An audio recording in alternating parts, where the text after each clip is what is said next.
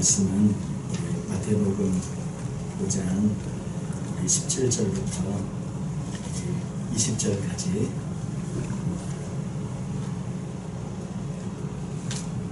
우리 자녀 주일이지만 말씀을 계속 저희가 마태복음 해나가면서 그냥 계속 보는 것이 좋을 것 같아서 말씀을 계속 이어서 봅니다.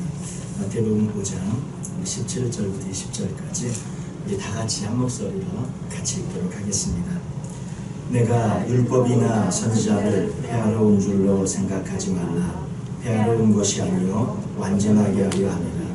진실로 너희에게 이르노니 천지가 없어지기 전에는 율법의 1.1획도 결코 없어지지 아니하고 다 이루리라. 그러므로 누구든지 이 계명 중에 지극히 작은 것 하나라도 버리고 또 그같이 사람을 가르치는 자는 천국에서 지극히 작다 일컬음을 받을 것이요 누구든지 이를 행하며 가르치는 자는 천국에서 크다 일컬음을 받으리라. 내가 너희에게 이르노니 너희 의가 서기관과 바리새인보다 더 낫지 못하면 결코 천국에 들어가지 못하리라. 아멘. 자녀 주일이어서 우리 자녀들이 또 요즘 다 집에 있죠.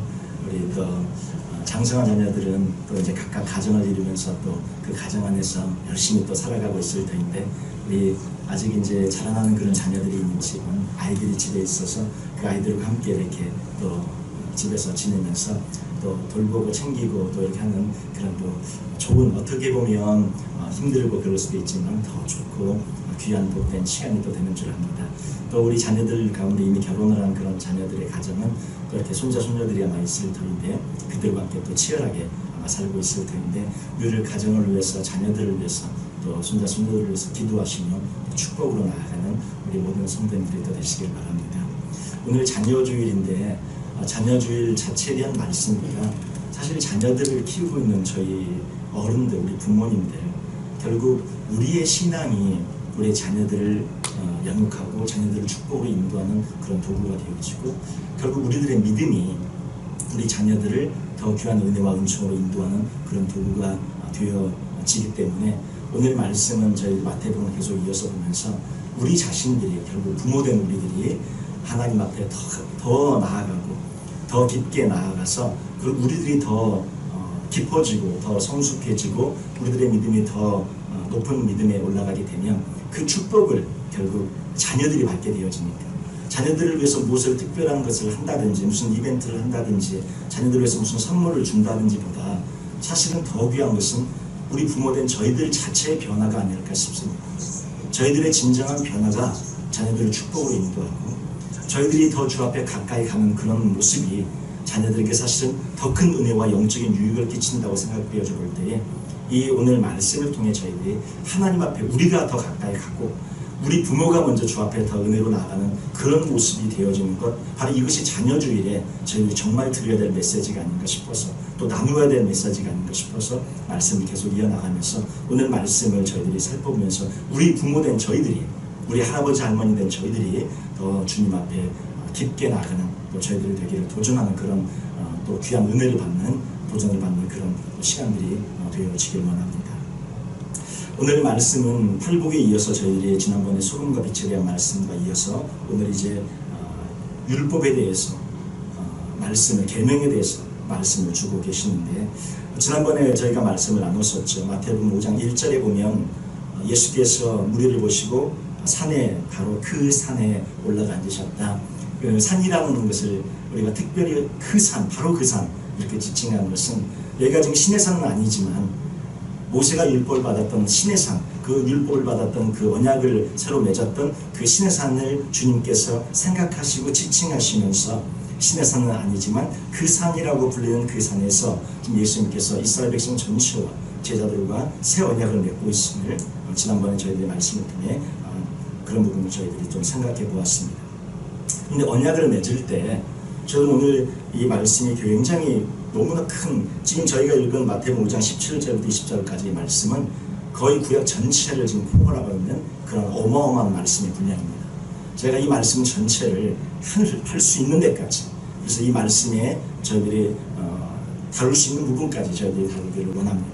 근데 이제 언약을 맺을 때 잘 아시는 것처럼 그 언약을 유지하기 위해서 모세와 하나님께서 이렇게 모세를 통해 이스라엘 백성 언약을 맺을 때에 그 언약을 유지하고 지키기 위해서 십계명이라는 계명을 주십니다. 그 계명, 구약에 나오는 십계명, 하나님께서는 시내산에서 이스라엘과 언약을 체결하시는데 그 언약을 맺으면서 이스라엘 백성이 지켜야 하는 조건이 나오는데 바로 그 조건이 십계명이죠. 하나님께서 십계명을 주시는 것은 모든 계명의 가장 기본적인 10개의 계명으로서 그 계명을 지켜서 하나님과의 그런 관계를 유지하고 하나님과의 관계에 축복을 받으라고 말씀을 해주고 있는 것이죠. 근데 오늘 주님께서도 지금 언약을 맺으시면서 이제 그 뒤에 무슨 계명이 나오면 저희가 21절부터 읽지 않았지만 26절까지 살인에 대한 계명이 나와요. 그리고 또 27절부터 32절까지 간음하지 말라는 간음에 대한 계명이 나와요. 모세가 이스라엘 백성들과 하나님과 함께 세운 그 언약을 맺으면서 십계명을 주셨던 것처럼 예수님께서 지금 이스라엘 백성들과 새 언약을 맺으면서 그 십계명에 있는 그런 말씀들을 다시금 새로운 의미로, 더 깊은 의미로 예수님께서 그 의미를 이스라엘 백성들에게 전달해 주시고 지금 새 언약을 맺고 계시는 그러한 과정이죠. 그래서 살인에 대한 계명도 나오고 간음에 대한 계명도 나오고 여러 가지 계명들이 섞여서 이런 것들이 나오고 있는 것입니다. 구약의 십계명에 그러한 계명들이 나오고 있는 거죠. 근데 이 십계명을 주시기 전에 주님께서 팔복을 먼저 주세요. 팔복을 먼저 주시는 것은 그 언약을 맺기 위한 준비를 시켜주고 계시는 것이죠. 언약을 맺기 위한 준비. 그래서 우리가 또 소금과 비침을 말씀해 주시면서 이제 율법을 주님께서 완전하게 하시려고 오셨다는 그 예수님의 말씀을 주님께서 선포하시면서 그리고 주님께서 우리에게 도전을 합니다. 그 도전은 무엇이냐면 너희 의가 서기관과 바리새인보다 더 낫지 못하면 결코 천국에 들어가지 못할 것이라고 말씀합니다. 주님의 말씀은 서기관과 바리새인들이 그렇게 의롭게 살았던 그런 의로움보다 저희들이 더 의로워야 한다고 말씀하고 있어요. 이것은 물론 예수님께서 십자가에서 흘리신 그 십자가의 피로 우리가 믿을 때 우리가 주신 전가된 의 칭의의 의를 말씀하시면서 동시에 그 칭의의 의로만 끝나는 것이 아니라 칭의의 의로 나 구원 받았으니 나는 그냥 내 삶은 어떻게 살아도 좋아요. 그래가지고 지금 우리 한국 기독교나 우리가 지금 많은 그런 지탄의 대상이 되고 있는 것 아닙니까? 근데 주님의 말씀은 너희 의가 서기관과 바리새인보다 더 나아야 한다고 말씀하고 있습니다. 그 의는 무엇이냐면 예수 그리스도, 여기서 말하고 있는 의라는 것 자체가 예수 그리스도라고 팔복에서 말씀을 드렸었죠. 그 예수 그리스도로 말미암은 전가된 의, 칭의의 의를 저희들이 받고 살면서 동시에 예수 그리스도가 내 안에 살아서 내 안에 살아계심으로 그분이 행하시는 그런 의가, 의로운 모습이 우리 안에서 나타나야 한다는 것입니다. 칭의로 끝나버리는 그런 모습이 아니라 내적으로 살아계신 예수 그리스도가 내 안에서 맺어가는 의의 열매를 우리가 반드시 맺혀져야 하는데 그런 것들을 놓쳐버리고 살아가는 우리의 모습이 주님께서 오늘 말씀을 통해 저에게 도전하고 있다는 그런 것입니다. 그래서 칭의의 의뿐만 아니라 예수 그리스도께서 내 안에서 맺혀가고 있는 그 의의 열매를 저희들이 맺혀야 정말 주님의 제자로서 그리고 저희들의 그런 의로운 모습이 삶이 열매가 서기관과 바리새인보다 더 나아야 하는 것은 당연한 것이죠. 예수 그리스도가 내 안에 우리 안에 있기 때문에 우리 안에서 맺어가신 예수 그리스도의 의가 분명히 있는데 어떻게 서기관과 바리새인보다 더 못하겠습니까? 이거는 저희에게 주시는 그런 도전을 저희들이 오늘 말씀을 통해 붙잡고 또 나아가기를 원합니다. 그런데 예수님께서 우리 제자들과 함께 팔복을 맺어 가시면서 굉장히 오늘 말씀을 좀 구약 전체를 좀 이렇게 여러 가지로 신약을 같이 하면서 포괄적으로 좀 보겠습니다. 율법을 그 언약을 맺어 가셨던 그런 과정을 보면서 주님께서 먼저 구약에 보면 십계명을 받기 전에 하나님께서는 이스라엘 백성에게 준비를 시키십니다. 그냥 시내산에 와 있었던 이스라엘 백성들에게 갑자기 하나님이 내려오셔서 언약을 맺은 게 아니라 이스라엘 백성들에게 준비를 시키세요. 그 준비가 나오고 있는데 우리 출애굽기 19장 10절 말씀 보면 우리 성경을 집에 계신 성도님들 한번 찾아보시고 유튜브에서 지금 옆에 성경이 보이시면 같이 보시고 카톡으로 보시는 분들은 성경이 여의치 않으면 한번 찾아서 보도록 하겠습니다. 우리 출애굽기 19장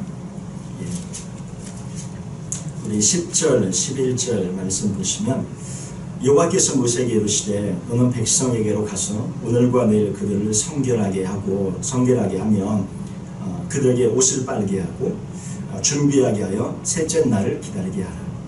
이는 셋째 날에 나 여호와가 온 백성의 목전에서 시내산에 강림할 것이니 이렇게 말씀하고 있고 15절 가서 보세요.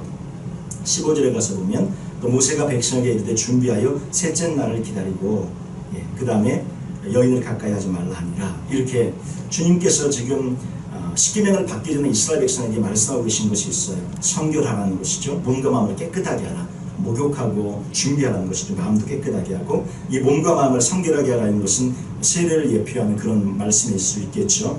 그 다음에 또 옷을 빨고 여인을 가까이 하지 말라 이렇게 말씀하고 있는데 성결하게 하라. 갈라디아서 3장 27절에 있는 말씀을 보면 누구든지 그리스도와 합하기 위하여 세례를 받은 자는 그리스도로 옷 입었느니라.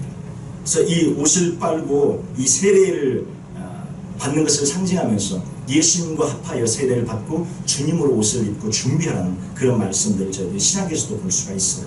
그 다음에 옷을 빨아라 이렇게 말씀하고 있는데 계시록 22장 14절에 보면 이 말씀이 신약에서도 비슷한 말씀이 있어요. 자기 두루마리를 계시록 22장 14절입니다.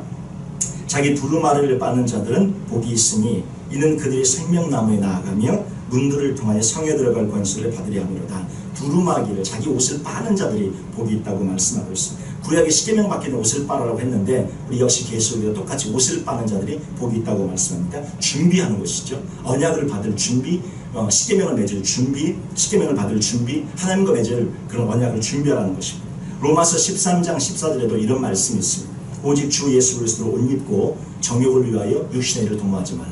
그 옷을 빨면서 무슨 옷을 입어야 되냐면 예수 그리스도의 옷을 입으라고 말씀하고 있습니다. 그리고 여인을 가까이 하지 말라고 얘기하고 있는 것은 전심으로 하나님만 가까이 할 수 있도록 마음의 준비를 하라고 말씀하고 있는 것이죠. 갈라디아서 5장 24절에도 그리스도 예수의 사람들은 육체와 함께 그 정과 욕심을 정욕과 탐심을 십자가에 못 박았다고 말씀하면서 여기 있는 말씀들 전부가 사실은 뭔가를 준비시키고 있는 것입니다. 준비시키는 것. 3일 동안 준비를 시키는데 언약을 맺을 준비를 위하여 3일간 기다리며 준비를 하라고 말씀하시잖아요. 3일. 이 3일의 기간이 어떤 기간일까? 이게 무슨 뜻일까요? 뭐야? 예, 맞아요, 원사님. 우리 원사님 말씀 맞아요. 이 3일의 기간이 사실 십자가의 죽음과 부활의 기간입니다. 호세아 6장 1절 2절입니다. 한번 다 같이 찾아보시죠. 출애굽기 19장 11절에 셋째 날을 기다리라 이렇게 말씀하고 있고 호세아 6장 1절 2절입니다. 우리 구약성경 찾아가서 한번 보시겠습니다. 호세아 6장 1절 2절에 보시면 자 우리 같이 한번 한 목소리로 같이 한번 다 같이 한번 읽어봐요. 같이 읽도록 하겠습니다. 오라 우리가 여호와께로 돌아가자. 여호와께서 우리를 찢으셨으나 도로 낫게 하실 것이요 우리를 치셨으나 싸매어 주실 것입니다. 여호와께서 이틀 후에 우리를 살리시며 셋째 날에 우리를 일으키시니 우리가 그의 앞에서 사리라. 예, 여기 이틀 둘째 날에 우리를 살리시고 셋째 날에 3일 후에 우리를 일으키시고 부활을 시키시겠다는 주의 말씀이 여기 지금 나와 있습니다. 하나님께서 구약의 백성들을 회복시키는 기간이에요. 이스라엘을 회복시키는 기간이 3일이었어요. 그래서 예수님께서 며칠 만에 부활하세요? 3일 만에 부활하시는 것입니다. 회복의 약속된 날짜가 3일이었어요. 셋째 날에 우리를 일으키시겠다고 말씀하신 그 약속대로 예수님께서 3일 만에 이스라엘 백성 전체를 살리고 온 인류를 살리고 구원하시기 위해서 부활하시는 거예요. 왜 3일인가? 셋째 날에 일으키시기로 구약에 예언되어져 있기 때문에 주님께서 셋째 날에 부활을 하시는 것입니다. 준비시키는 이 과정도 지금 이스라엘 백성들에게도 출애굽한 이스라엘 백성들에게도 3일 동안 기다리고 준비하라는 것은 뭐예요? 그 예수님의 십자가의 죽음과 부활의 삶이 그들에게 적용되어져서 너희도 그 3일 동안 죽고 부활하라는 것입니다. 그냥 단순한 3일이 아니에요. 그런데 그 율법을 받는 장소가 그 이스라엘 백성들은 그 율법을 받는 장소가 어디였습니까? 시내산이었죠. 그 시내산. 그런데 지금 이 시대의 율법을 받는 장소, 그 장소는 어디인지 우리 우리가 지금 새 언약을 맺는 장소가 이스라엘 백성들과 예수님께서 그 산이라고 했는데 그건 신의 산이 아니었잖아요.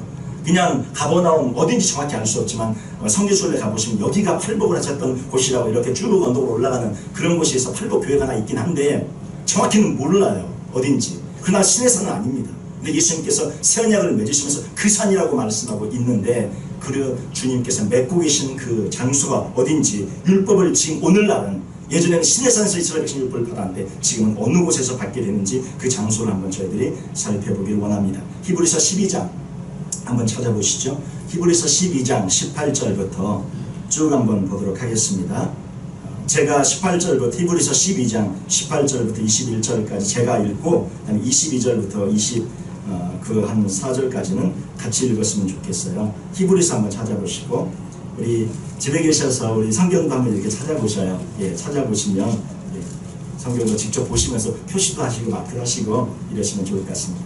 18절부터 보시면 히브리서 12장 너희는 만질 수 있고 불이 붙는 산과 또 침침함과 흑암과 폭풍과 나팔 소리와 말하는 소리가 있는 곳에 이른 것이 아니라 그 소리를 듣는 자들은 더 말씀하지 아니하시기를 구하였으니 이는 짐승이라도 그 산에 들어가면 돌로 침을 당하리라 하신 명령을 그들이 견디지 못함이라. 지금 이 말씀이 나오고 있는 이 배경은 신의 산입니다. 지금 읽으시면서 아실 수 있을 거예요. 그 보이는 바가 이렇듯 무섭기로 모세도 이르되 내가 심히 두렵고 떨린다 하였느니라. 자, 12장 22절 우리 같이 한번 읽겠습니다.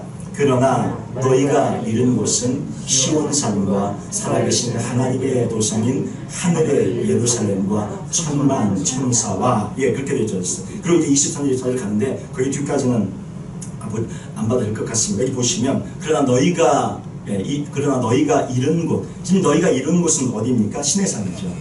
이스라엘 백성이 아까 갔던 곳은 신의 산입니다. 근데 너희가 이른 곳을 신의 산이라고 부르지 않고 무슨 산으로 불러요? 시온산, 살아계신 하나님의 도성. 여기 시온산과 살아계신 하나님의 도성은 어디냐면 어디입니까? 예루살렘성이에요. 예루살렘성. 그러니까 너희가 이른 곳은 신의 산에 갔는데 하나님께서는 신의 산에 왔다고 신의 산으로 부르는 것이 아니라 너희가 지금 이른 곳은 어느 산이냐면 신의 산이 아니라 나의 도성 예루살렘 성 시온산 예루살렘 성전 하나님이 거하시는 곳에 왔다고 얘기하고 있는 거예요. 신의 산과 시온산은 다르죠. 예루살렘 성전이 거하는 산을 시온산이라고 하는데 근데 지금 너희가 이른 곳 그 신의 산을 시온산이라고 부르고 있어요.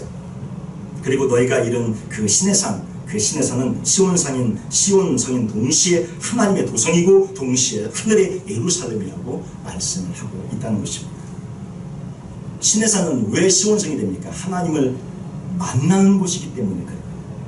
예루살렘 성전, 하늘의 예루살렘, 하나님의 도성, 시온산이 되는 것은 하나님을 만나는 곳이기 때문에 그렇게 되어집니다. 신의 산이 하나님을 만난 산이잖아요. 신의 산이 하나님을 만난 산이기에 그 신의 산이 시온산이 되고 하나님의 도성이 되며 하늘의 예루살렘이 되는 것입니다. 그래서 결국 그 신의 산은 어떤 것을 예표하냐면 하나님을 만나는 곳을 예표하고 있는 것입니다.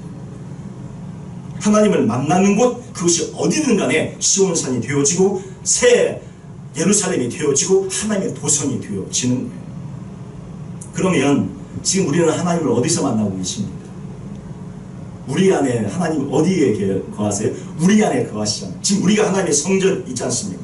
그래서 우리가 하나님의 성전이기에 하나님을 만나는 것은 바로 우리이며 우리 마음이며 우리 영혼이 바로 하나님을 만나는 곳입니다. 그래서 결국 우리가 시온산이 되어지는 것이고 우리가 하나님의 도성이 되어지는 것이고 우리가 하늘의 예루살렘이 되어지는 것입니다. 신의 산을 시온성이라고 불렀고 신의 산을 하나님의 도성이라고 불렀고 신의 산을 예루살렘과 천만 천사가 거하는 곳을 불렀던 것처럼 너희가 이른 곳 바로 제가 신의 산입니다. 물리적인 장소를 신의 산에만 가야 하나님을 만나는 것이 아니라 하나님을 만나는 곳 그것이 어디든 간에 신의 산이건 감람산이건 헐몬산이건 상관없이 하나님을 만나는 곳 바로 그 자리가 시온산이 되고 하나님을 만나는 곳 바로 그 자리가 새 예루살렘이 되고 하나님의 도성이 된다는 말씀입니다. 그리고 우리가 성전이어서 우리가 하나님을 만난다는 거죠. 그러면 이 땅에 있었던 그 실제 그 시온산 결국 하나님의 말씀을 어기고 언약을 어겼던 그 시온산에 있었던 이스라엘 백성들 율법을 어겼던 그들의 모습은 어떻게 되어집니까? 예레미야애가 5장 18절 말씀 보시면 예레미야애가 5장 18절 말씀 우리 한번 찾아보시면 결국 그 예레미야 보면 5장 18절의 말씀, 결국 그 시온은 어떻게 됩니까? 바벨론 이제 그 바벨론에서 멸망 당할 때 그럴 때 아닙니까? 예레미야가 5장 18절에 있는 말씀을 보시면 같이 한번 읽어보도록 하겠습니다. 같이 읽겠습니다. 시온산이 황폐하여 여호가 그 안에서 오나이다. 예, 시온산 결국 예루살렘 성전 다 황폐하게 되어져서 여호가 보는 그런 곳으로 닦여져 버렸다는 것. 결국 시온산이 무너지고 멸망되어지고 폐해졌다는 것입니다. 외면적인 율법을 지키는 것, 외면적인 그런 장소의 모습은 무너지고 없어지지만, 그러면 하나님을 만나는 시온산, 외면적인 그런 실제 어떤 겉모습의 성전은 무너졌지만 실제 시온산은 어디에 있는 거예요 지금? 그러면 저 시온산, 보여지는 성전, 보여지는 외면은 무너졌지만 실제 하나님을 만나는 그런 사람들이 갔던 곳, 거했던 곳은 어디입니까? 바벨론 포로로 끌려갔던 바로 그 자리가 여호와의 시온성이 거하고 있었던 곳이었다는 거죠. 하나님의 백성들이 어디로 끌려갔습니까? 바벨론으로 끌려갔기 때문에 겉모습에 보이는 건물, 저 시온산의 의미, 건물은 완전히 황폐해져서 없었지만 진짜 시온산, 시온성, 하늘의 그런 새 예루살렘 하나님의 도성은 어디로 가 있었어요? 바벨론으로 옮겨져 가 있었던 것이죠. 거기서 하나님을 간절히 찾았던 다니엘과 같은, 에스겔과 같은, 또 에스더와 같은, 또 느헤미야와 같은 하나님의 사람들이 그 바울 강가에서 시온을 생각하면서 울고 있었던 그 수많은 사람들, 바로 그 자리에 하나님의 진짜 시온의 역사는 임하고 있었던 것이죠. 바로 그것이 영적인 시온산.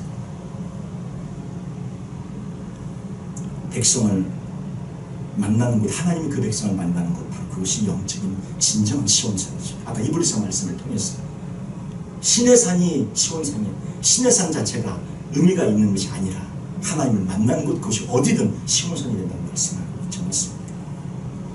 시온산이 갖는 영적인 의미는 땅에 있는 장소가 아니라 하나님과 백성이 만나는 그러한 곳입니다. 시온산이 갖는 영적인 의미를 저희들이 좀 살펴보면, 이걸 왜 제가 이렇게 좀 장황하게 좀 깊게 들어가냐면, 이것이 지금 말씀과 팔복과 지금 이 율법에 대한 말씀과 세월과 연관이 되기 때문에 좀 그렇습니다. 오늘은 조금 배경적으로 좀 깊게 좀 들어가서 보도록 하겠습니다. 시온산이 갖는 영적인 의미는 요엘서 2장 32절, 요엘서 2장 32절 말씀 보면 시온산에는 어떤 사람들이 가게 되냐면 그곳은 피하는 자들이 가게 되어지고 남은 자가 그 시온산에서 거하게 되어집니다.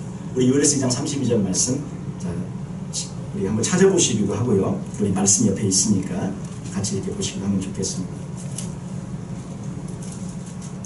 자, 같이 한번 읽겠습니다. 누구든지 여호와의 이름을 부르는 자는 구원을 얻으리니 이는 나 여호와의 말대로 시온산과 예루살렘에서 피할 자가 있을 것이며 남은 자 중에 나 여호와의 부름을 받을 자가 있을 것입니다. 시온산과 예루살렘에는 어떤 사람들이 거냐면 피하는 자, 남은 자들이 거한다는 거예요. 피하는 자가 있을 것이고 남은 자가 있을 것이다. 이 말씀이 오바댜 1장 17절에 또 나와 있습니다. 오바댜도 한번 같이 보시죠. 오바댜도 한번 같이 보도록 하겠습니다. 오바댜 1장 17절에 있는 말씀 찾아서 한번 같이 보도록 하시겠습니다. 구약성경 오바댜 1장 17절, 우리 한번 여기 앞에 있으니까요. 한번 찾으셨으면 같이 한번 읽도록 하겠습니다.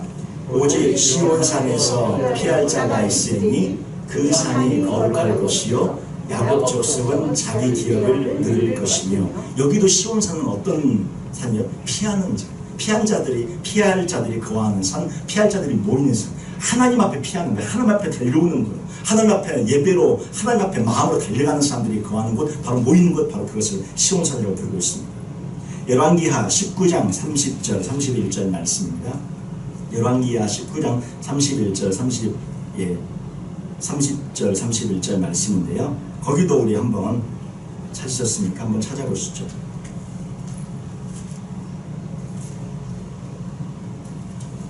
한번 같이 한번 읽어보도록 하겠습니다.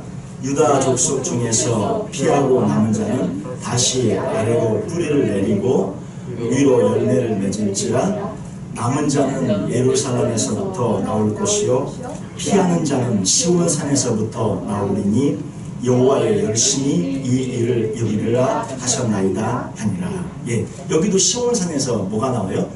예, 피하는 자가 나옵니다. 주 앞에 피하고 주 앞에 달려가고 주님 앞에 숨고 주님을 나의 힘으로 삼는 자, 이런 자들이 시온산에 거하게 된다고. 이 시온산이라는 영적인 의미가 바로 피하는 자가 있을 곳이고 남은 자가 있을 곳이 이 시온산입니다. 그리고 시편 48편 1절 2절 3절에도 보면 말씀 한번 같이 시편 48편 1절 2절 3절 한번 같이 보시죠. 여호와는 위대하시니 우리 하나님의 성 거룩한 산에서 극진히 찬양 받으시리로다. 터가 높고 아름다워 온 세계가 즐거워하며 큰 왕의 성 곧 북방에 있는 시온산이 그러하도다. 하나님이 그 여러 궁 중에서 자기를 요새로 알리셨도다. 예, 거룩한 성 하나님의 성 시온산, 그리고 자기를 어떻게 요새로 알리셨다. 하나님 앞에 피하고 숨는 하나님의 요새가 되어지는 바로 그것을 시온산으로. 그러니까 시온산은 피난처예요. 하나님 백성이 있는 곳이고 남은 자들이 거하는 곳이고 하나님 앞에 달려가는 자들이 거하는 곳이 바로 시온산이라는 것입니다. 그리고 계시록 14장 1절에 보면 그 시온산에는 또 어떤 사람들이 함께 있어요? 계시록 14장 1절 말씀 우리 같이 한번 찾아보겠습니다.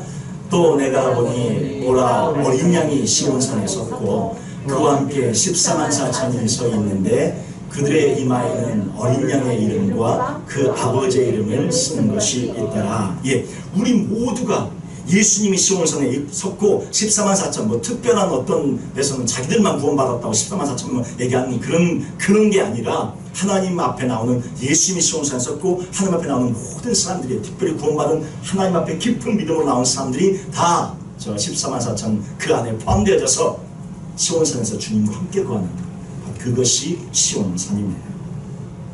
주님에게 피하는 자, 주님과 함께 있는 자, 시온산에 바로 거하는 자가 돼야 하는데 바로 그 시온산에 거하게 하기 위해서 주님께서 이스라엘 백성들에게 그 시내산에 그 언약을 받고서 3일간을 준비시키시고 마음을 준비시키시고 그들을 준비시켰던 것처럼 사실은 앞에 나왔던 팔복이에요.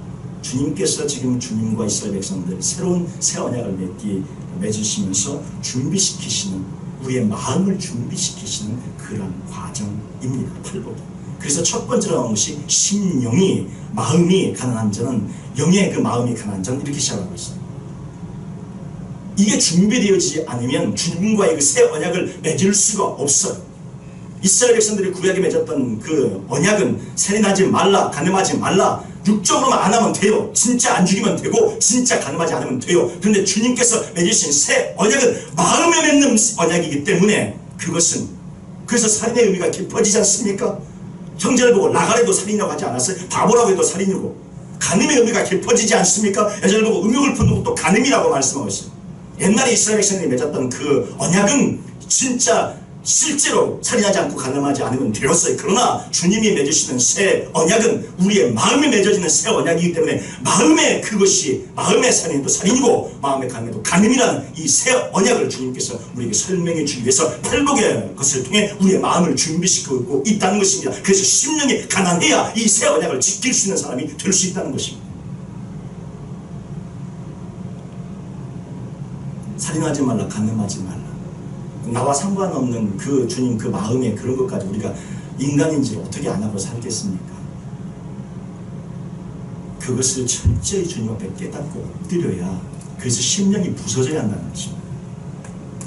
심령이 정말 부서지고 깨어지고 가난하고 완전히 내 안에 죄와 악으로 가득 찬 걸 본 사람, 바로 그런 사람이 마음이나 주님께서 마음을 준비시키셔서 이 새 언약의 언약으로 주님께서 이끌어가고 계시는 거예요.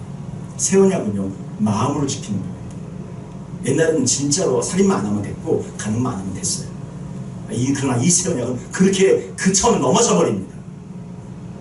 마음으로까지 진짜 그렇게 해야 돼요. 왜? 우리 마음에 주님이 거하시니까. 그래서 오늘날에는 그러면 주님이 오신 바로 저희들은 새 언약을 율법을 어디에 기록하는가? 바로 이것이 구약에 다 예언되어져 있습니다. 한번 보시죠. 예레미야 31장 예레미야 31장 31절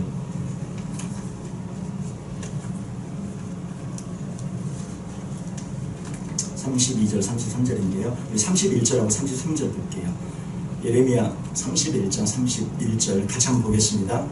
여호와의 말씀이니라 오라 날이 이르리니 내가 이스라엘 집과 유다 집에 새 언약을 맺으리라. 자, 다시 한번 볼까요? 뭘 맺어요? 날이 오면 뭘 맺어요? 새 언약을 맺을 거라고 말씀하고 있잖아요.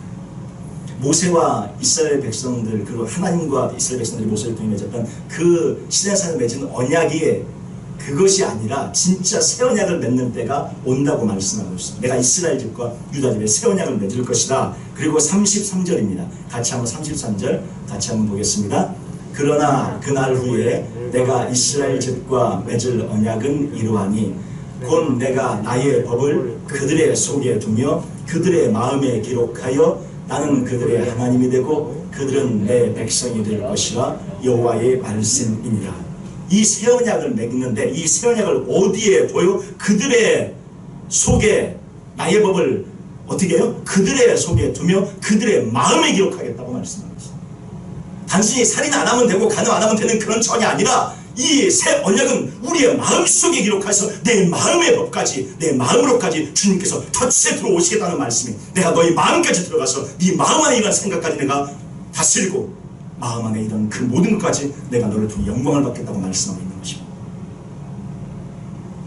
마음에 우리 마음의 새 언약을 기록하시고 근데 우리 마음이 이렇게 변화되어지는 마음이 되어져야 진정으로 우리가 자녀주일인데 우리 자녀들은 우리가 안 변하고 왜 부모가 변하면 자녀가 문제예요 하고 그 TV 그런 프로 있지 않습니까? 우리 자녀가 문제예요. 우리 자녀가 이거 문제예요. 그리고 상담하면 문제가 누구예요? 다 부모가 문제잖아요. 다 부모가. 결국 우리가 문제인 거예요. 우리가. 자녀들이 다 물론 이제 사춘기 지나고 어리고 막 이럴 때는 다 그렇게 되어지고 뭐 그럴 수도 있습니다. 그러나 결국 문제아의 그 뒤에는 전부 다 사실 책임이 뭐냐면 다 우리 책임인 거예요. 정말 내 책임이고 정말 우리 부모님 다 우리 책임인 거예요.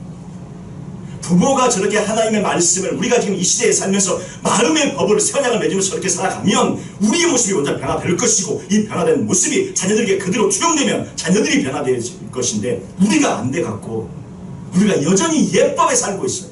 마음은 변화되지 않은 채로 옛날 시대명 예전의 법만 그대로 지키며 살고 있기 때문에 예수님이 오셔서 새 언약으로 맺어 들어가야 되는데 그렇게 하지 않고 있기 때문에 저희들이 이렇게 때때로 그냥 그러지 않나 싶습니다. 예, 우리 다 공감하시는 바지요? 예, 저도 그냥 마음은 되게 아픕니다. 이 말씀은 그냥 이게 말씀이니까 말씀으로 정말 하나님의 말씀으로 받아야 되는데 이 말씀이 사실 뭐 가장 먼저 저를 찌르고 있고 사실 우리 모두가 사실 이 말씀 앞에 다 찔리지 않는 사람이 누가 있겠습니까? 그래서 지금 구약에 있는 말씀은 주님께서도 말씀하셔서 새 언약을 맺을 것이다. 그 신에서 언약으로 안 된다는 거예요. 새 언약을 맺을 것인데 그 새 언약은 우리 속에 두고 우리 마음으로 그 새 언약이 맺어지고 마음에 기록하는 그 율법을 주님의 율법을 마음에 기록하게 될 것이다 얘기하고 있는 것입니다. 그래서 외형적으로 율법 준수를 하는 것이 아니라 우리 마음으로 하나님의 말씀을 지켜야 한다는 것이죠. 그래서 예수님께서 마음으로 죄를 짓지 말라고 말씀하고 있는 거예요. 살인하지 말라는 말씀 마음으로 하지 말라고 하잖아요. 간음하지 말라는 게 마음으로 하지 말라고 얘기하시잖아요. 이게 새 언약으로 들어가서 더 깊이 들어가고 있는 것입니다. 새 언약을 맺은 우리는 이제는 마음으로 짓는 죄가 뭐가 돼요? 죄가 되는 것입니다. 전에는 그거 하지 않았으면 죄 안 지었던 거예요. 살인하지 않으면 돼요. 간음하지 않으면 돼요. 실제로만. 그러면 죄 안 지어요. 그런데 실제로 이 새 언약을 맺은 우리는 지금 예수님과 함께 다 새 언약을 맺었잖아요. 우리에게 있어서 죄는 뭐냐면 마음으로 하는 모든 것이 다 뭐예요? 죄다는 거죠. 그러니까 지금 우리 여기서 죄를 피해가실 분이 있어요? 없어요? 아무도 없다는. 그래서 심령이 가난해하고 깨져야 되는 거예요. 그걸 알아야 된다는 거예요. 3일간 거룩하게 성결을 하는 기한을 준비시킨 것처럼 팔복을 통해 주님께서 이렇게 깨어진 자가 그 다음에 살인하지 말라는 그 계명의 의미를 알 수 있고 그걸 주 앞에 몸부림치며 나아갈 수 있고 이렇게 심령의 가면서 깨어진 자가 애통하는 자가 온유한 자가 의에 줄고 목마른 자가 이렇게 부서진 자가 그 다음에 간음에 대한 계명을 진짜 의미를 알고 내 마음으로 짓는 죄가 죄라는 걸 알고 깨닫고 통일하면서 나온다는 것입니다. 그냥 절대 거기로 갈 수가 없어요. 팔복이 먼저 오는 거예요. 에스겔서 36장 26절 27절 말씀도 한번 우리 집에 계신 우리 성도님들 한번 찾아봐요. 그리고 한번 이렇게 막 해보시면 좋을 것 같아요. 에스겔서 36장 26절 27절입니다. 우리 한번 같이 한번 읽어보도록 하겠습니다. 또 새 영을 너희 속에 두고 새 마음을 너희에게 주되 너희 육신에서 굳은 마음을 제거하고 부드러운 마음을 줄 것이며 27절도 같이 읽겠습니다.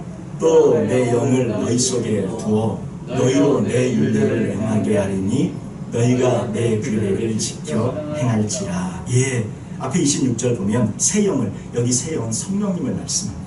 우리 안에 거하신 예수님 성령님을 말씀합니다. 그러니까 우리 힘으로는 그 마음으로 짓는 죄를 감당할 필요 없고 그 죄를 벗어날 사람이 없는데 성령을 통해서 그것을 이기고 성령을 통해 그것을 지켜나가라고 하는 거예요. 새 영을 너희 속에 두고, 그리고 무슨 마음을? 새 마음을. 옛날 마음은 안 되니까 새 마음을 너희에게 주어서 너희 육신에서 굳은 마음을 제거하고 부드러운 마음을 주어서 그 부드러운 마음으로, 그 다음에 또 내 영을 너희 속에 두어 너희로 내 율례를 행하게 하리. 이건 뭐예요? 주님께서 율법을 행하지 말라고 말씀하고 있습니까? 아니면 율례를 행하라고 말씀하고 있습니까? 율례를 행하게 하리니 너희가 내 규례를 지켜 행할지라. 성령을 통해서 내 규례를 지켜 행하라고 말씀하고 있어요. 율법이 폐지됐다, 방임으로 자유다, 내 마음대로 살아가는 그런 삶이 아니라 성령을 통해 완전히 절제되고 절제된 그런 삶을 살아라고 말씀하고 있는 것입니다. 복음을 잘못 이해하면 나 자유 얻었네, 너 자유 얻었네, 우리 모두 자유 얻었네, 그냥 자유롭게 살아가십시다, 이것도 좋고 저것도 좋고 그냥 방임으로, 그냥 방탕으로, 이게 아니라는 것입니다. 새 언약은 그런 게 아니에요. 마음으로까지 짓는 것이 죄인데 어떻게 겉으로 그게 드러납니까? 겉으로는 더 안 드러나죠. 구약 백성도 최소한 겉으로는 그러지 않았어요. 근데 저희들은 겉으로까지 더 그래버리니 문제가 심각한 거죠. 서기관과 바리새인들은 최소한 겉으로는 죄를 안 지었습니다. 근데 저희들은 자유 얻었다고 방임하면서 오히려 겉으로까지 죄를 더 지으니 너희 의가 서기관과 바리새인보다 더 낫지 못하면 결단코 천국에 들어가지 못하는 말씀은 가슴 깊이 찔리는 비수가 되어져야 합니다. 그들도 최소한 겉으로는 죄를 안 지었어요. 지금은 겉으로까지 죄를 짓잖아요. 주님 마음으로도 짓는 것이 죄라고 그러는데 저는 죄를 수백 배 수천 배 더 짓고 있는 거죠. 성령께서 우리의 마음에서 굳은 마음을 제하여버리고 부드러운 마음을 주고, 또 성령께서 우리 속에 그 성령께서 거하시면서 그 율례를 행하게 할 것이다. 그리고 너희가 내 규례를 지켜 행할 것이다. 이것이 새 언약에 맺은 백성이 해야 될 부분이라는 것입니다. 그래서 우리는 율법을 성령을 통해서 지키기 때문에 예수님이 율법을 완전케 하려 오신 것처럼 우리도 성령으로 지켜나가면 이것을 지켜나갈 수 있다고 말씀하고 있고, 예수님이 완전하신 것처럼 우리도 완전하라고 말씀하고 있고, 주님이 축복을 우리에게 다 팔복을 통해 쏟아부어 주면서 소금과 빛이 우리에게 있기 때문에 그것을 가지고 그런 축복에 소금 언약을 붙잡고 팔복을 붙잡고 주 앞에 이렇게 나아가라고 말씀하고 있고, 히브리서 우리 10장 16절에 보면 이게 구약에 있는 말씀이었잖아요. 근데 히브리서 우리 10장 16절 말씀은 신약에도 이 말씀이 나와 있어요. 자, 우리 한번 히브리서 10장 16절 한번 찾아보십시다. 히브리서 10장 16절에 있는 말씀. 자, 우리 히브리서 10장 16절 말씀, 16절입니다. 히브리서 10장 16절인데 말씀은 제가 이렇게 못하였나 봐요. 16절인데 6절 괜찮습니다. 우리 한번 찾아보셔요. 한번 히브리서 10장 16절 한번 찾아보세요.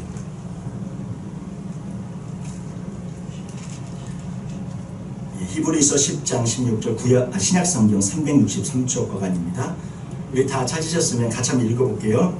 주께서 이르시되 그날 후로는 그들과 맺을 언약이 이것이라 하시고 내 법을 그들의 마음에 두고 그들의 생각에 기록하리라 하시니에, 여기서 보면 내 법을 그들의 마음에 두고 이렇게 말씀하고 있어요. 히브리서 10장 16절에 보면 주께서 그날 후로는 그들과 맺을 언약이 이것이라, 새로 언약을 맺는데 예수님과 우리가 주님의 십자가의 피에 그 새 언약의 피 아닙니까? 주님의 그 피가 새 언약의 피 아니에요. 그 주님의 피로 말미암아 우리가 새 언약으로 그 축복으로 들어갔는데 바로 그것은 어디에요? 내 법을 그들의 마음에 두고 우리 마음에 새 언약이 새겨진다는 것입니다. 겉으로 우리를 강제하는 그런 그 차원을 넘어서서 우리 마음 안에 그 새 언약이 새 법이 지어 들어오게 된다는 거예요. 그리고 고린도후서 3장 3절입니다. 고린도후서 3장 3절 말씀. 고린도후서 3장 3절 말씀 한번 우리 신약성경 289쪽입니다. 한번 찾아보셔요. 고린도후서 3장 3절 말씀. 우리 앞에 있으니까 같이 한번 읽어보도록 하겠습니다. 너희는 우리로 말미암아 나타난 그리스도의 편지니 이는 먹으로 쓰는 것이 아니요 오직 살아계신 하나님의 영으로 쓰는 것이며 또 돌판에 쓰는 것이 아니요 오직 이의 마음판에 쓰는 것이라. 예, 어디에 써졌어요? 마음판에. 계속적으로 말씀하고 있는 구절입니다. 예, 마음판에. 마음이 준비가 되어져야 돼요. 주님께서 팔복을 하시면서 우리의 마음을 다스리잖아요. 내 마음을 보라는 거 아닙니까? 그 마음에 죄가 있다는 걸 보라는 거 아닙니까? 주님이 없고 죄가 가득 차는 그 마음, 그래서 울고 통회하라고 말하고 있는 거 아니에요? 네 마음 안에 정말 있어야 될 수는 하나도 없고 네 마음이 텅텅 비어져 있는 그 진짜 가난, 영적 가난, 그걸 보라는 것 아닙니까? 그 마음이 준비되어져야 그 다음으로 가는데, 오늘 팔복에 있는 말씀들을 우리가 지나가면서 이제 그 다음에 살인에 대한 계명들, 간음에 대한 계명들로 넘어가고 쭉 넘어가는데 이거 어떻게 감당합니까? 저는 주님은 그냥 야, 그 너희들 이 말씀 앞에 저희들이 두렵고 떨어야 됩니다. 정말 주님 앞에 두렵고 떨립니다. 마음이 준비되어져야 하고 그 마음의 준비가 팔복입니다. 이스라엘 백성들이 3일간 준비하면 하나님을 만날 준비했던 거죠. 그리고 예수님께서 말씀하신 그 새 언약으로 새 계명, 새 계명을 뭐예요? 새 계명을 주더니 서로 사랑하라. 이게 진짜 계명이에요. 주님이 주신 계명이거든요. 사랑하면 살인에 대한 주님의 의미를 알 수 있어요. 형제에 대해서 라가라 미라노를 하지 않아요. 사랑하면 여자를 보고 음욕을 품지 않아요. 진짜 새 언약의 계명은 사랑으로 지켜나갈 수 있는, 성령을 통해 지켜나갈 수 있는 거예요.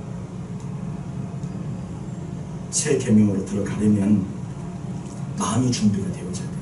그래서 진짜는 우리가 이게 노력을 하는데요, 이게 잘 안 되는 게 바로 그거예요. 팔복을 통해 마음이 깨어지고 부서진 자가 되어져야 이게 이렇게 되어지는데, 이거 마음은 안 깨고 내 마음은 강팍한 채로 굳은 마음으로 있으면서 뭐 예수님을 위해 살아보려고 하니 그게 안 되는 겁니다. 안 되셨던 게 그래서 안 된 거예요. 사실 우리 마음은 다 해보려고 하죠. 근데 진짜 마음을 부수셔야 돼요. 깨시고 부수시고 완전히 마음을 찢으셔야 돼요. 아까 그 오세아서에도 있는 말씀 있죠. 주님께서 마음을 찢어야 된다고. 오라 우리가 여호와께로 돌아가자. 여호와께서 우리를 찢으셨으나 마음을 찢어야 돼요. 주님께서 우리를 찢으시는 그런 과정을 기쁨으로 감당하십시오. 주님이 찢으십니다. 왜냐하면 이 새 언약과 새 계명이 우리 안에 이루어져야만 하니까 반드시 우리를 찢으십니다. 기쁨으로 찢어지십시다. 우리는 근데 이게 기쁘지 않고 슬프죠. 주님이 근데 우리를 찢으십니다. 찢어지십시다. 주님 더 나를 좀 찢어달라고 주 앞에 완전히 맡겨드리십시오. 내가 아직도 왜 안 찢어지고 있는지, 주님이 찢겠다고 수술 도구를 메스를 들고 있으면 주님 저를 더 좀 찢어주십시오. 우리의 진짜 기도는 이래야 되지 않겠습니까? 우리를 찢으셨으나 도로 낫게 하실 것이요 우리를 치셨으나 싸매어 주실 것입니다. 여호와께서 이틀 후에 우리를 살리시며 셋째 날에 우리를 일으키시리니 우리가 그의 앞에서 살리라. 예수님의 십자가와 그 죽음과 부활을 통해 3일 안에 이틀에 살리시고 3일 안에 일으키시겠다는 이 말씀이 우리에게 적용되는, 우리 마음을 찢으시고 우리가 주 앞에 그렇게 부서진 자로 주님의 십자가에 동참하며 나가는 그런 자로 나가기를 원합니다. 말씀을 마치겠습니다. 제가 이 아침에 이 말씀은 사실 저와 우리 모든 성도님들에게 하나님이 주시는 그러한 주님의 간절한 그 십자가의 피로 전하는 그런 말씀이라고 생각이 되어져서 그냥 이 말씀을 대충 지나갈 수가 없었습니다. 주님께서 말씀하신 그 의미, 내가 율법이나 선지자를 폐하러 온 줄로 생각지 말라. 폐하러 온 것이 아니요 완전하게 하려 함이라. 그리고는 주님께서 완전하게 하러 하셨다고 하면서 십자가로 그걸 다 이루시잖아요. 그리고는 주님께서 뭐라고 말씀합니까? 율법의 1.1도 결코 없어지지 않고 다 이룰 것이다. 결국 그것은 누구를 통해 이루어져요? 예수님을 통해 이루어졌고 결국 예수님의 것은 우리를 통해 이루어지기를 원하십니다. 그래서 말씀합니다. 이 계명 중에 지극히 작은 것 하나라도 버리고, 계명을 가볍게 여기고 버리고 그같이 사람을 가르치는 자는 천국에서 지극히 작다 일컬음을 받을 것이요. 저 천국에서 작은 자 되고 싶지가 않아서 오늘 말씀을 있는 그대로 전하신 겁니다. 예. 천국에서 정말 작은 자는 이 말씀들을 계명을 다 작은 거라고 버려버리고 무시해버리고 그 의미도 제대로 얘기해 주지도 않고 이렇게 한다는 거예요. 그 자는 작다 일컬음을 받을 것이지만 누구든지 이를 행하며 가르치는 자는 천국에서 크다 일컬음을 받는다고 말씀하고 있어요. 우리 모두 큰 자가 되십시오. 주의 말씀 하나하나 계명 하나하나를 가볍게 여기지 마십시다. 자유방탕으로 가지 말고 철저하게 자신이 주님과 함께 거하는 삶이 내게 성전이며 성령이 거하며 내 마음에 주님께서 마음에 세원을 맺어주셨다는 것을 믿고 그걸 붙잡고 나가는 저희들이 되어지길 원합니다. 그래서 주님이 말씀해요. 내가 너희에게 이르노니 너희 의가 예수님으로 말미암아 칭은 당연히 전제되고요. 예수님으로 말미암아 의해야 되죠. 이 의가 예수님이니까 너희 의가 서기관과 바리새인보다 더 낫지 못하면 결코 천국에 들어가지 못할 것이다. 우리는 서기관과 바리새인보다 더 나아야 합니다. 그런데 그들은 외형적으로는 지켰거든요. 외형적으로는 지켰던 그들이 지금 저희를 아마 볼 때 너는 외형적으로도 안 지키는 거야. 이렇게 얘기해요. 주님은 외형을 떠나 마음까지도 지키라고 얘기합니다. 오늘 특별히 자녀주일에 저희들이 이 말씀을 저희들이 붙잡기 원합니다. 우리 사랑하는 우리 모든 성도님 여러분, 우리 집에 계시는 우리 모든 성도님 여러분, 사실 우리가 다 부모잖아요. 우리가 부모고 우리가 할아버지 할머니고 우리가 아버지 어머니인데 우리 마음을 얼마나 찢었는지, 자녀들에게 자녀들을 보고 자녀들 속상하다고 얘기하고 우리 엄마 아빠 마음 이해 못한다고 얘기하고 자녀들에게 그렇게 얘기하는 그런 때가 얼마나 또 저희들이 있었습니까? 근데 사실 돌아보면 다 저희가 잘못한 거죠. 주님은 말씀합니다. 우리의 마음을 먼저 찢으라고, 내 마음을 먼저 부수라고, 내 안에 팔복이 이루어지라고 말씀합니다. 그래서 그 진정한 축복과 은혜가 우리 자녀들에게 흘러갈 수 있도록 하라고. 우리가 되면 흘러가요. 우리가 되면 영적인 축복이 흘러갑니다. 먼저 우리가 찢으십시오. 자녀들이 이미 다 장성했나요? 이미 결혼을 했나요? 상관없습니다. 이 땅에서 하나님이 주신 그 영적인 축복의 그런 역사는 결혼했어도 우리가 변화되고 우리가 찢어지고 우리가 주 앞에 서면 그것은 그대로 자녀들에게 축복으로 흘러갑니다. 그리고 우리가 그들을 위해 기도할 수 있지 않겠습니까? 팔복에 끼어진 마음으로 기도하는 그 기도가 얼마나 간절하게 자녀들을 향해서 그 기도가 자녀들에게 가겠습니까? 주 앞에 자신의 존재가 어떤 것인가를 정말 깨달은 그 부모가 주 앞에 무릎을 꿇고 주님 저는 죄인이었습니다. 주님 저는 자녀들을 잘못 하나님의 말씀으로 키우지 못했습니다. 주 앞에 그렇게 엎드리며 눈물로 기도하는 그 기도가 어찌 자녀들에게 축복으로 가지 않겠습니까? 늦지 않았습니다. 오늘 이 시간부터 저희들이 시작하면 됩니다. 주 앞에 우리의 깨어진 마음, 찢어진 마음을 주 앞에 드리면서 자녀들을 위해 축복하고 손자손녀들을 위해 축복하면 그 축복은 전에보다 더 큰 30배, 60배, 100배의 축복으로 자녀들에게 다가갈 것입니다. 그리고 그 축복을 주님은 저희들이 사용하기를 원하십니다. 영원한 소금 언약을 저희에게 주셨잖아요. 제사장에게, 왕에게, 그리고 소제 때 예배, 그 모든 정결함으로 주님께서 저에게 다 부어주지 않았습니까?